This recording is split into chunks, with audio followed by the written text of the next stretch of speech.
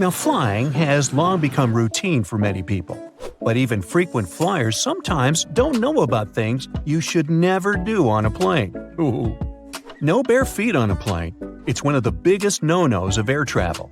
Even if we omit the topic of unpleasant odors. Phew. The airplane floor is extremely filthy. People with contagious foot problems might have been walking the aisles barefoot before you. There's likely to be a lot of dirt left after previous passengers. And don't even get me started on the floor in the lavatories. Ew. If your feet need some freedom, take off your shoes, but at least wear your socks, or bring along a pair of light slippers. Keep in mind that the pressurized air in the passenger cabin is just as dry as it is in the Sahara Desert, with only about 20% humidity. That's why your skin may feel discomfort after a flight. But wouldn't it make more sense to install several humidifiers that could add some moisture? But this extra load would cost airlines lots of money. Plus, the plane's airframe is mostly made of aluminum and other metals, and humid air could lead to corrosion. So, don't forget to bring a moisturizer and use it during the flight. Always secure your tray table as soon as the plane starts moving on the tarmac, and never lower it during the takeoff and landing. It's a security measure, which ensures that you and the other passengers will have a clear pathway in case of an emergency evacuation. Also, keep your seat in an upright position during takeoff and landing. First of all, a reclined seat can seriously slow down an emergency evacuation, since it will block a person sitting behind. What's more, the more backward you're leaning, the harder it is to get into the brace position during an emergency landing. Now try to avoid snoozing during or right after takeoff and landing. For one thing, it's not the best thing for your health. The main problem is that the air pressure inside the cabin changes very quickly during these phases of the flight. This, in turn, affects the air pressure in your ears. It's important to be alert during this time to relax and open up your ears, for example by yawning or swallowing frequency. Chewing gum works for me. If you're sleeping, you can't do this, which can lead to permanent damage. And of course, there's a safety issue. Most accidents happen during takeoff and landing. If you're sleeping during these stages, you might not be alert and conscious enough if an emergency happens. Now, this next recommendation comes from the EPA, the Environmental Protection Agency. According to them, you might want to skip on hot drinks on a plane. The water used to make tea or coffee doesn't come from bottles, it's regular tap water. And water tanks on airplanes are often old and full of bacteria. In 2004, there was a study which found that more than 12% of water samples contained harmful bacteria. But if you still decide to have a cup of hot beverage on a plane, never pour coffee or tea on your own. Flight attendants are trained to handle this task in crowded aisles of a moving airplane and won't accidentally burn you or other passengers. Now, it's probably better if you don't order Coke on a plane. The cabin pressure so low up in the air causes a lot of foam. For apparent reasons, flight attendants don't want to serve you a cup filled with froth. That's why they'll fill only half the cup, then wait for the bubbles to settle, and then finish pouring. That can take ages. Keep your air vent open. This way you'll minimize the spread of germs. Planes have high-quality air filters. They'll catch up to 99% of all airborne germs, so you should be safe there. But make sure to wipe that tray table. With 8 times more bacteria than the toilet flush button, it's the dirtiest place on board. Another thing you should avoid is leaning your head on the window if you have a window seat. You never know who occupied your seat before you, and, in any case, the glass is likely to be covered with germs. Say no to backless sandals and high heels on a flight. I do. There are very serious safety reasons for such a request. The first is that both these types of footwear make it very difficult to evacuate the aircraft fast. If you wear high heels, you will anyway have to leave them behind in case the crew is using emergency slides during an evacuation. The heels are very likely to damage the slide, so off they go. Now ask yourself, do you really fancy running away from the airplane barefoot? I'll answer that for you. Nope. Instead, wear sturdy shoes with a solid sole. In this case, you won't find yourself standing on the hot tarmac or in the weeds without any footwear at all. Don't stuff heavy objects into overhead compartments. Your things may not stay inside during severe turbulence. and while falling out, they will injure you and other passengers. Ow! That's why if it feels difficult to lift something into the overhead compartment, better put it under the seat in front of you or elsewhere. Now, don't blame the pilots for the hard landing. When you experience it in bad weather, it might be intentional. If the runway is covered with water or snow, the plane has to touch down hard in order to break the water layer and prevent aquaplaning. Otherwise, the water can perform the role of a lubricant, and the plane won't be able to brake or respond to any control. Deploying an emergency slide when there's no emergency is a very bad idea. It can cause hour-long delays and cost airlines thousands of dollars to pack the undamaged slide back into its container. Why would someone do it? Apparently, some think it'll help them get off the plane faster. Well, they're an idiot. Don't be one yourself. Just keep in mind that it doesn't work this way. Don't ignore the instructions of the cabin crew to open window shades during takeoff and landing. This way, flight attendants can see what's happening outside, assess the situation, and act fast, organizing the evacuation. For example, if there's a fire outside one exit, they will redirect passengers toward another door. Avoid carrying spray deodorants or shaving cream in your carry-on baggage. Both these things tend to explode mid-flight and therefore aren't allowed on board the airplane. A much better idea is to choose stick deodorants. You also mustn't keep power banks in your checked luggage, and if you want to bring one on board, its capacity shouldn't be more than 20,000 milliamps. Besides, you shouldn't use them during the flight since they might catch fire. In general, lithium batteries are safe to use, but since they're high energy, they can catch fire if they're not treated with care, misused, or if there's a manufacturing fault. Such batteries have been the cause of quite a few fires on board airplanes, as well as during ground handling. Do not worry about airport scanners, they won't harm your health. Otherwise, airport employees wouldn't be able to stay near them without special clothing. Even when you're passing by a baggage scanner, the risk is minimal. And the last one, don't act like a jerk on board. Behave yourself. I know you will. Also, never try to land a plane on your own. Nah, don't laugh, I'm not kidding. In movies, they often show us that something happens to the pilots and they can't land the plane. And that's when the main character, a very skillful person, starts their game. Unfortunately, it's close to impossible to do it in real life.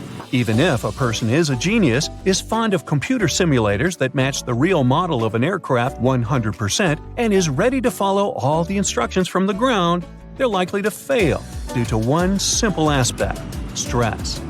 It is true that there have been cases throughout history when amateurs landed smallish private planes after the incapacitation of a pilot.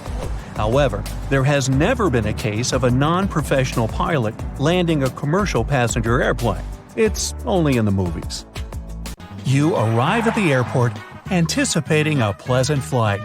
After all, you've paid more for that extra legroom, or a comfy window seat, or a business class. That's when you find out you've been downgraded.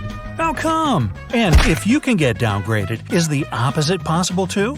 Then what other secrets do airlines hide? Experts claim downgrades do happen, and rather frequently at that. The reasons vary. The airplane can get unexpectedly swapped for a smaller one because of some technical issues.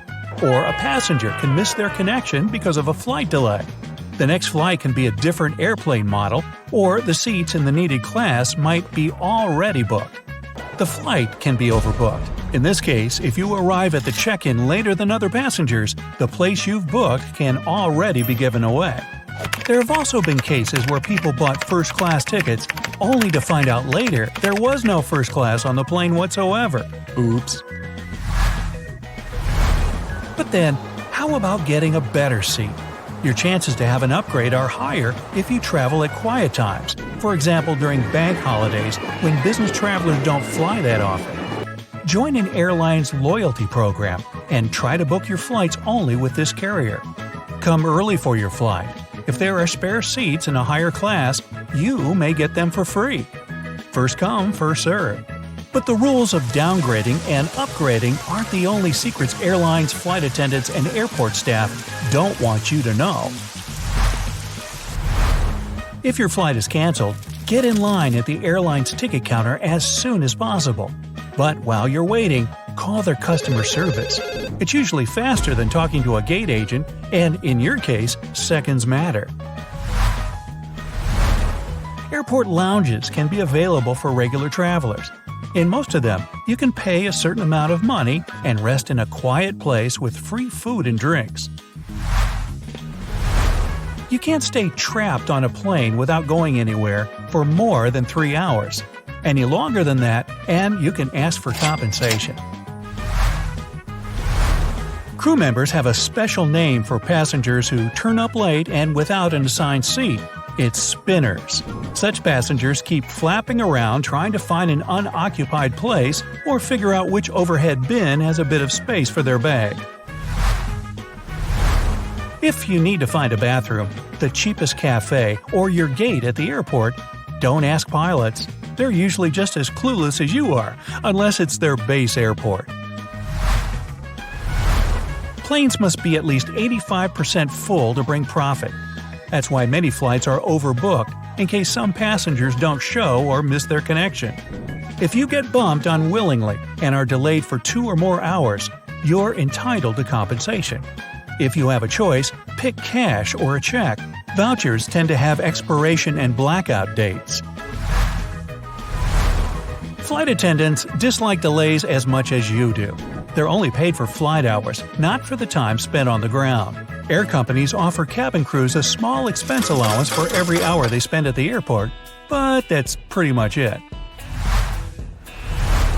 Buying group tickets is likely to cost you more than getting several single ones. Let's say you need 5 tickets, but there are only 3 discounted ones left. Instead of snatching 3 cheaper ones and buying 2 at full price, you'd have to pay for 5 regular price tickets. For domestic flights, the cheapest days to fly are Tuesdays, Wednesdays, and Saturdays. If it's an international flight, opt for weekdays. Plus, wait for a Tuesday, Wednesday, or Thursday to buy tickets at the lowest price. Despite what you might have seen in action movies, an ordinary person will never manage to land a commercial airplane. Contrary to popular belief, there's no cargo compartment underneath the plane, no extra layers filled with suitcases, bags, and pet carriers. Even if there are some accessible alcoves under the cockpit or cabin, they're too tiny for a person to move without having to crouch. Airplanes only get cleaned once a month or every 6 weeks. But when this time comes, an aircraft is usually taken to the hangar, and the whole cleaning process lasts for more than 8 hours. Each of those dings you hear during the flight has its own meaning. For example, a high-low sound informs flight attendants their colleagues need them in another part of the cabin. 3 low dings mean serious turbulence ahead. Duty-free stores aren't always cheaper than retail ones. What's more, goods are sometimes delivered to duty-free from regular city stores. So do not alarm passengers. Pilots and cabin crew often replace the word turbulence with a more neutral air pocket. Flight attendants assess you when you're boarding the plane. If you look strong enough and are wearing comfortable clothes, they'll remember it to ask you for help in case of an emergency. Don't worry if you notice airplane wings flex. They're designed to be flexible. If they were stiff, they would break as soon as the airplane came across the slightest turbulence. You may have an opportunity to check your carry-on bag at the gate, and totally for free. Listen for messages offering complimentary checked bags. It happens when the airline expects a full flight and there's a shortage of overhead bin space. Be careful with what you buy in duty-free if you have a connecting flight. Some airports won't allow you to carry liquids over 3.4 ounces through your layover destination, even if they're from a duty-free store and in a sealed bag. You can ask for an extra portion if you still feel hungry after the meal on the plane. If you're nice and polite, and the food is available, you'll get it. Most airlines get rid of the leftovers after the flight anyway. Planes never fly in straight lines. All routes have to pass not far from airports so that pilots have enough time to reach one if there's a forced landing. Weather conditions can also affect the trajectory. Airport taxis can charge you twice the actual price of the ride. It's always better to use an online taxi app or rent a car. If you don't have these options, make sure to find out the rate in advance. Airplane headphones are reusable, even though the bag you get is sealed. Foam covers get changed, and earphones are handed out to the next plane load of passengers. What surprises flight attendants most is passengers getting off the plane and leaving some or all of their stuff behind. You'll feel safer and happier in an airplane with a wider entrance and brighter lighting. You might even believe your food tastes better and your seat is wider. When a security agent is having a pleasant conversation with you, they might be checking your behavior right at that moment. They know how to make sure you aren't planning anything suspicious. When pilots fly as passengers, they ignore turbulence but pay attention to unusual smells. They know which scents can indicate problems with the engine or fuel storage systems. You can find free water at most airports. Just remember to bring along an empty plastic bottle. The chances are you'll see either a water refill station or at least a water fountain. The dirtiest places on any plane are the seatbelts, headrests, tray tables, and seat pockets. If your captain announces they're finishing some paperwork, it means they're busy revising the flight itinerary or waiting for the ground staff to prepare the flight logbook. That's a journal that contains the official record of a journey. You'll be the first to grab your suitcase at the baggage carousel if you check it later than other passengers. Bags that are loaded the last are typically the first to get to the baggage claim area. Some planes, especially those flying long distances, have secret bedrooms for crew members who need to catch some shut-eye. These bedrooms, called crew rest compartments, are located either at the back of the plane or behind the cockpit. Such a compartment can have up to 10 beds where flight attendants can have rest. So, it's pouring outside when you get on a plane. If you were in a car, you'd simply switch on the windshield wipers and the headlights after turning the key in the ignition. Do pilots do that?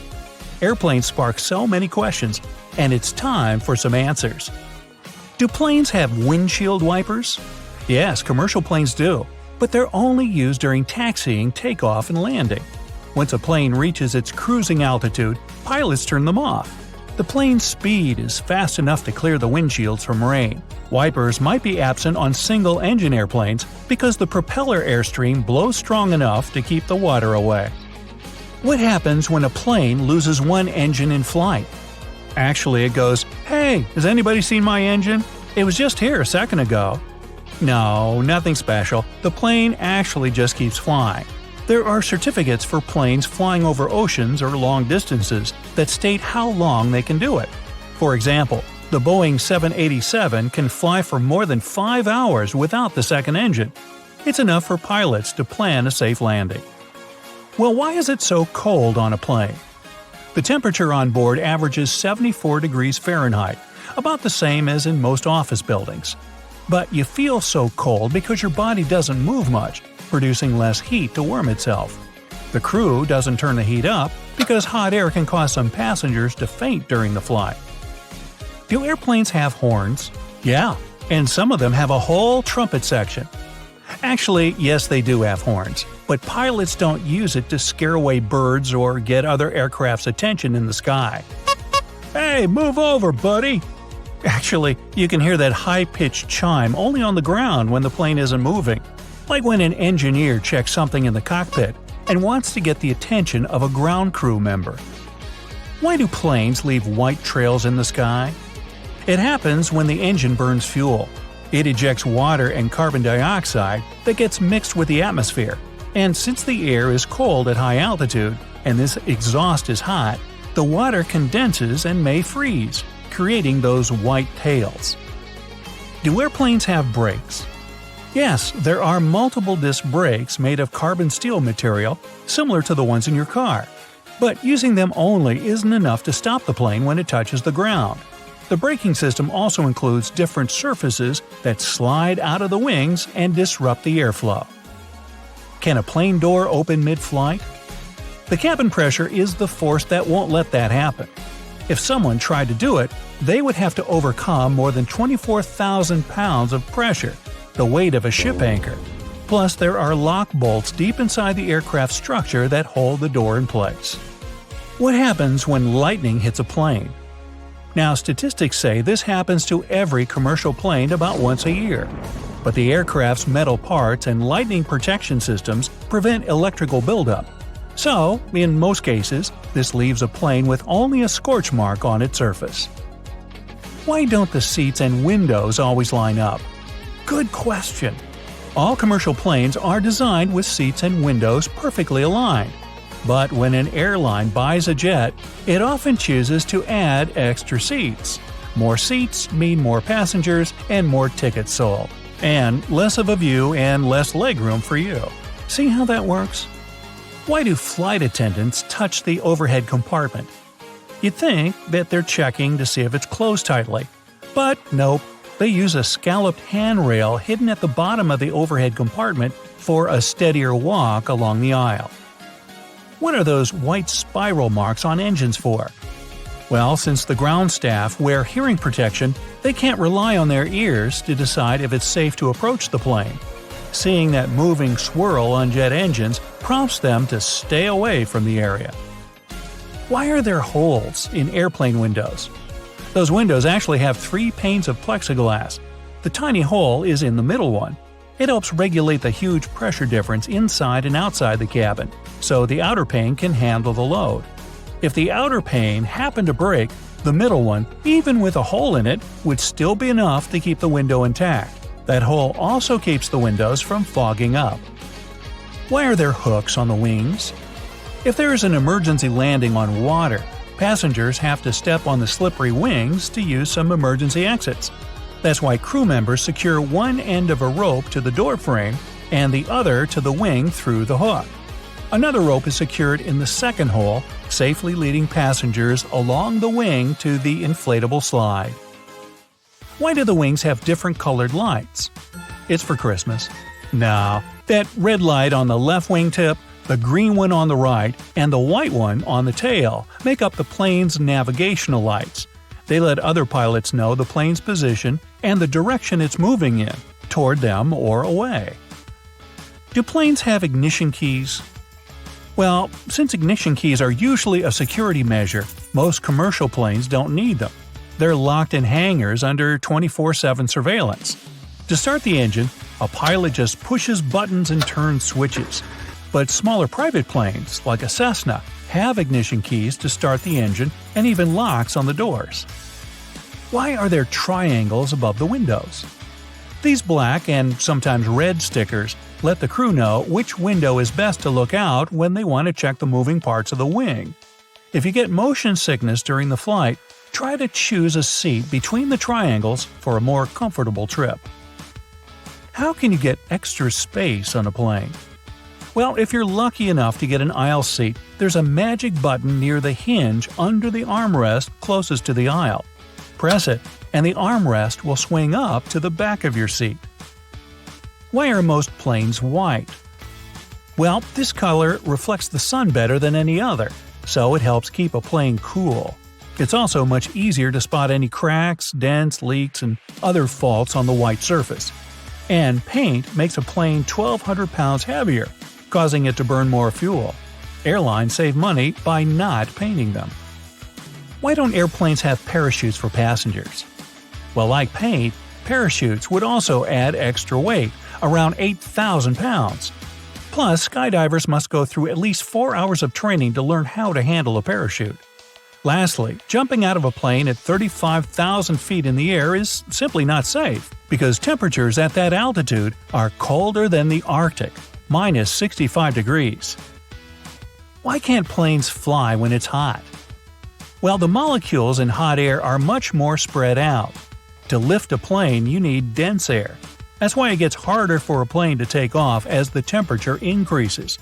Besides, scorching weather can overheat the internal machinery or even melt some of its parts.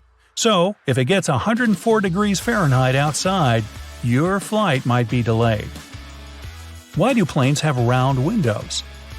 The very first commercial planes had square ones, but after some time, they started flying at a higher altitude that demanded the cabin be pressurized. Frequent pressurization and depressurization deformed and even broke windows with corners. They were replaced with round ones since they withstand the pressure much better. How do the oxygen masks work? Very well, actually. If the cabin is depressurized at cruising altitude, it loses oxygen. The masks provide that, but only for 15 minutes. It's okay though. That's long enough for the pilot to descend lower than 10,000 feet, where the air has more oxygen and people can breathe normally. What causes turbulence? Your trip gets bumpy because of three main reasons: storms, mountains, and jet streams. Just like an ocean, air creates waves when it meets a mountain, and sometimes it has nowhere to go but up in strong currents affecting a plane. Jet streams are bands of swift winds that appear when warm air masses collide with cold ones. Storm clouds push air away, creating unpredictable waves. Why do planes sometimes dump fuel? If there's an emergency landing, pilots must quickly get rid of excess weight, since they didn't burn it, and get to the destination runway as light as they should be. The lighter the plane, the softer it'll touch the ground, so no blown tires or fire. Why are the doors on the left side? Well, the captain usually sits on that side, so aligning the plane with the terminal jet bridge is easier. They fuel the aircraft and load baggage on the right side. If passengers are coming in on the left, it doesn't disturb those crews. Why do they dim the lights during takeoff and landing? It takes your eyes up to 30 minutes to fully adjust to a dark setting. Dimming the lights at night or dusk prepares them in case passengers need to make an emergency exit. They fade the lights during the day to save some engine power.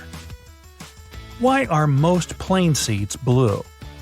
This color is psychologically associated with safety and reliability, so flight-weary passengers feel less anxious. Besides, stains and dirt are less visible on blue seats. Now we know!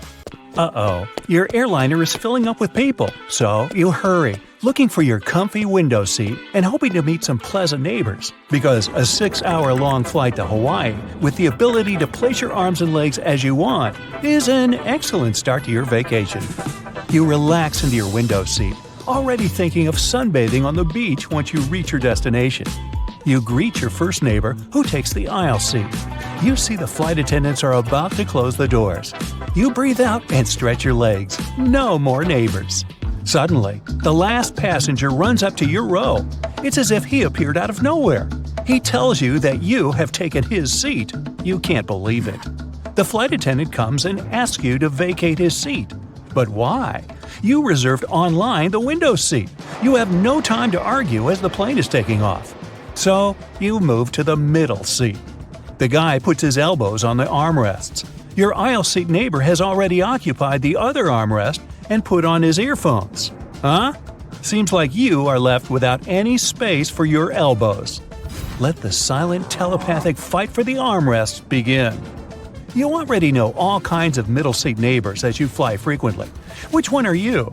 The passenger who occupies both armrests is what we call universal, because he thinks he is the center of the universe, and the window and aisle seat passengers have to stay in their respective corners. He might narrow down the communication to elbow fights. Here, we recommend marking your armrest territory with words, no matter how awkward it might seem. But this doesn't sound like you. The switching passenger is the one who sometimes uses the left-hand armrest and then switches to the right. It's usually peaceful coexistence. Here, the communication remains friendly, with you exchanging smiles as you touch each other by accident. That's already closer to you, but not completely. There's also that shy passenger that uses neither the right nor the left side of the seat. He usually sits straight and awaits his arrival at the destination. He is afraid of any elbow contact with his neighbors, but he doesn't look like you either. The cooperative passenger constantly uses the front half of the armrest and shares the other part with a neighbor. So you know there's a spot for your elbow and your neighbors know theirs. And zero unnecessary contact is guaranteed. Aha! It sounds like you.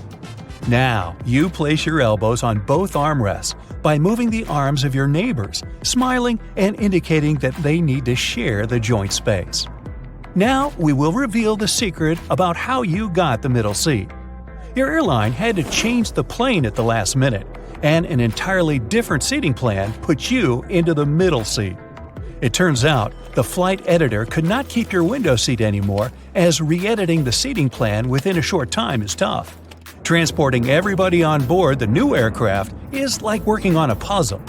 Another secret when they can assign a middle seat to you is if you get to the airport at the very last moment. If you've made no seat reservation and haven't checked in online, you're more likely to get a middle seat in the row next to the restroom.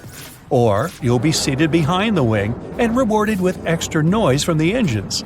But you also have excellent chances to get a surprising upgrade or some extra space seated in the exit row or bulkhead seats. Algorithms drive our world these days, as you know.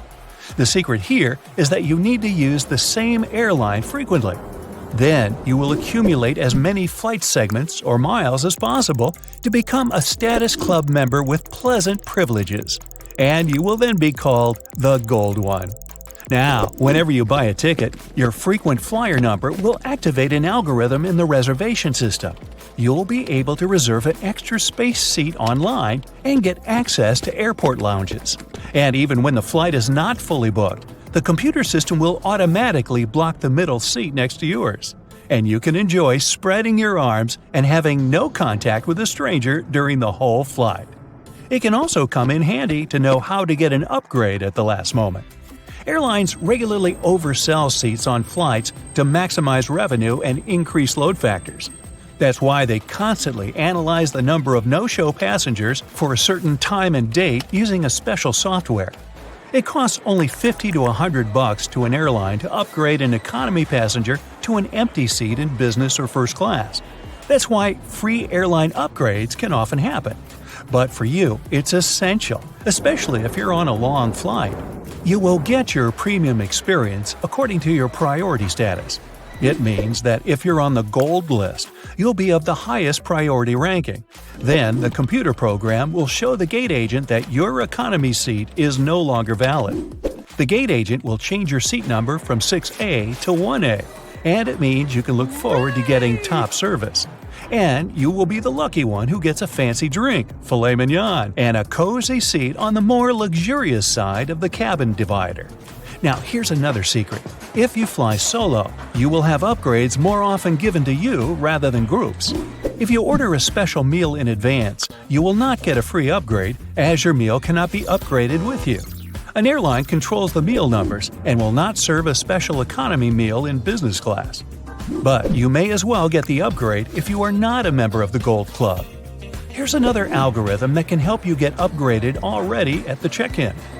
A long-haul aircraft has, let's say, a total of 354 seats. We have 8 first-class seats, 42 business-class seats, and 304 economy-class seats. Now, let's assume there are 4 first-class passengers, 20 business-class passengers, and 330 economy-class passengers. The economy class is oversold by 26 people. Now, who will be the lucky 26 passengers to sit in the front, and when will it be decided? The airline supervisor instructs check-in agents to take notes of the arriving passengers, and they will silently put some of them into the SFU list. It means suitable for an upgrade. You will not notice your probable upgrade at that moment. At first, the check-in person will give you a standard economy class boarding pass with a seat number printed on it. It all begins 1 hour before the departure at the gate. That's when the check-in counter closes, and now the staff knows the final figures. Let's assume all 354 passengers appear on time. The last 26 economy passengers get their boarding passes without seat numbers, and the supervisor finalizes the passenger list.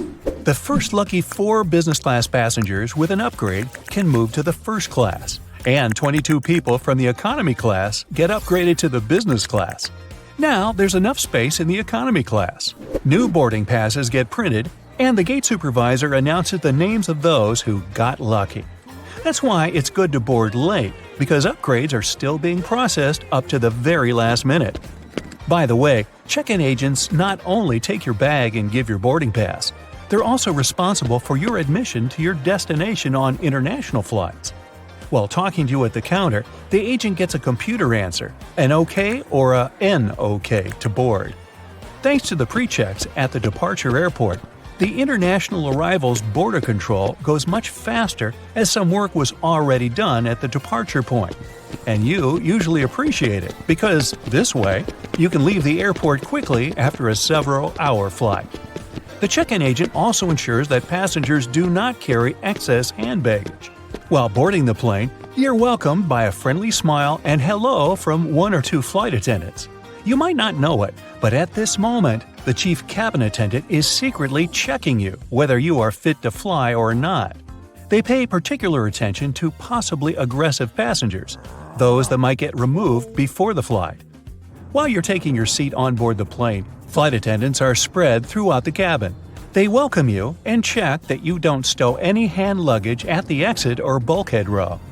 During the meal service, flight attendants control what you drink and ensure you do not exceed a certain amount.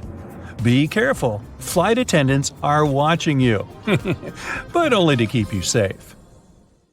Are the letters SSSS on your boarding pass a reason to worry? What's much more dangerous than turbulence? Should you really be the first to board the plane? You're about to figure it out. You might have noticed that most planes have blue seats. There's no mystery here. Airlines opt for this color because it's considered to have a calming effect. This color supposedly puts passengers at ease and helps even the most nervous flyers to relax. But there's also another, more practical reason. Stains, dirt, and scrapes are less visible on dark blue fabric.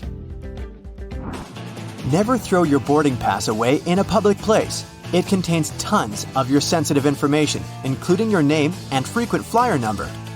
This, in turn, may allow someone else to check your future bookings, change your seat, or even cancel your flights.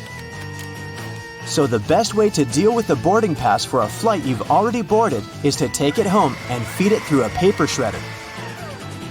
By the way, if you ever see the letters SSSS or S on your boarding pass, get ready for additional security checks. Instead of these letters, there may be a checkerboard pattern. Anyway, if you have any of these marks, your carry-on luggage can also undergo a thorough inspection. Why might they choose you for secondary screening? Some of the criteria are making a one-way reservation or paying cash for your ticket. In some cases, the selection is absolutely random. Look, your gate is open and the boarding is started. Wait, where are you running? There's no need to hurry. The trick experienced Globetrotters use is always board last. For one thing, you don't have to waste time standing in line. Then, there are fewer people on the jetway and in the aisle, and you spend less time on the plane. No one is going to take your seat anyway. There's one exception though. If you have a bulky carry-on bag, it may make more sense not to board last. Otherwise, the chances are high that all the overhead bin space will be occupied by the time you reach your seat. And then your bag may end up in another part of the plane, and you'll have to wait till the other passengers disembark before you get to your luggage. Duh! Before takeoff and landing, flight attendants usually flip a small switch on the bathroom door. This prevents it from flying open when it's not supposed to. With the same ease, a flight attendant can open the door when someone is inside. Look, they only need to lift the lavatory sign and move the knob into the unlocked position. Pilots don't worry about turbulence. That's because they know that there is a thing way more dangerous than any turbulence. It's an updraft. In most cases, turbulence only drops you a couple of feet down, even though it might feel as if you're falling from the top of the Empire State Building. If the turbulence is strong enough for the pilots to ask flight attendants to sit down, the plane can go 10 to 20 feet down. The most extreme white-knuckle turbulence is super rare. But an updraft is a big air mass, part of a storm or some other weather phenomenon, moving upwards. Pilots don't see updrafts on their radars at night, and when a plane hits one, it feels like driving over a huge speed bump at 500 miles per hour. An updraft is also extremely treacherous because it can push an aircraft upward to dangerous altitudes.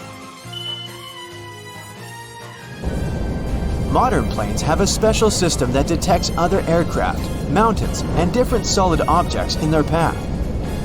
10 miles away from another plane, and a voice in the cockpit starts chanting, "Traffic, traffic."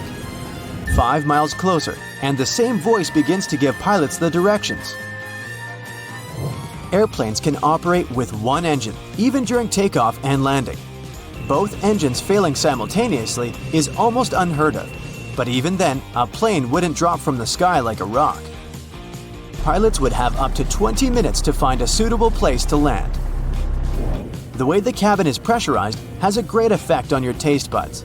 You lose up to 30% of your ability to taste sweet and salty things. In other words, it's not that airplane food isn't tasty, you just don't feel its flavor. That's also the main reason why airline catering companies add extra salt and spices to the dishes they cook. But you know what may help you? Noise-canceling earphones. For some reason, that probably has a scientific explanation. Cutting off all that noise around can help your taste buds. Each of those dings you hear during the flight has its own meaning. In most airlines, a boing soon after takeoff indicates that the landing gear is getting retracted. 3 dings in a row means more urgency than just one. A high-low ringtone informs crew members that their colleague needs them in another part of the plane. 3 low chimes means some serious turbulence ahead. Crew members are supposed to put away meal carts, take their seats, and fasten their seatbelts. If you're a nervous flyer, pick a seat in the middle of the cabin. Turbulence mostly affects the front and rear parts of the cabin. The middle section, which is over the wings, doesn't shake so much. Pilots and co-pilots eat different meals. The reason for this precaution is very simple. Imagine both pilots having the same dish and getting food poisoning. In this case, neither of them will be able to control the plane. If they still want to have the same dish and won't agree to have anything else, there's a safety net. Pilots don't have their meals at the same time. If one pilot ate the dish and still feels okay several hours later, the other pilot can brave their meal as well. What would you say when asked about the filthiest place on a plane? Nope, that's not the toilet seat. It's not even in the bathroom. Flight attendants warn that you should be particularly careful with headrests, seat pockets, tray tables, and seat belts. Experiments have shown that 1/3 of all seat belts have yeast and mold on them. Most tray tables are covered with bacteria. Seat pockets are extremely filthy too, but headrests are the dirtiest of them all. In most cases, flight attendants don't have enough time to change or disinfect them in between flights. If your captain announces they're finishing some paperwork, it means they're busy revising the flight itinerary or waiting for the ground staff to prepare the flight logbook. That's a journal that contains the official record of a journey. Some places, especially those flying long distances, have secret bedrooms for crew members to catch some shut-eye. These bedrooms, called crew rest compartments, are located either at the back of the plane or behind the cockpit. Such a compartment can have up to 10 comfortable beds where flight attendants can have a rest. Plane windows are made of super strong plexiglass that can easily cope with high speeds. And the window panes are shaped in a special way so that the high pressure inside the cabin pushes them against the aircraft body. In other words, plane windows are very unlikely to get broken. Once upon a time, plane windows were square, but the pressure built up in the corners of such windows, making them ultimate weak spots. This means that each square window had 4 weak spots. This made them likely to crash under the enormous stress of high altitudes. Luckily, making airplane windows curved solved this problem once and forever. Such a shape distributes the pressure and reduces the likelihood of cracks or any other damage. Planes regularly get struck by lightning, at least once a year or once per 1,000 hours of flight time. These days, it's totally safe. The electric charge simply runs through the aircraft's aluminum shell. It doesn't cause the plane any damage. But did you know that airplanes not only get hit by lightning, but they also trigger it? When an aircraft is flying through a cloud, the friction between its fuselage and the air creates static electricity. Sometimes it can cause lightning.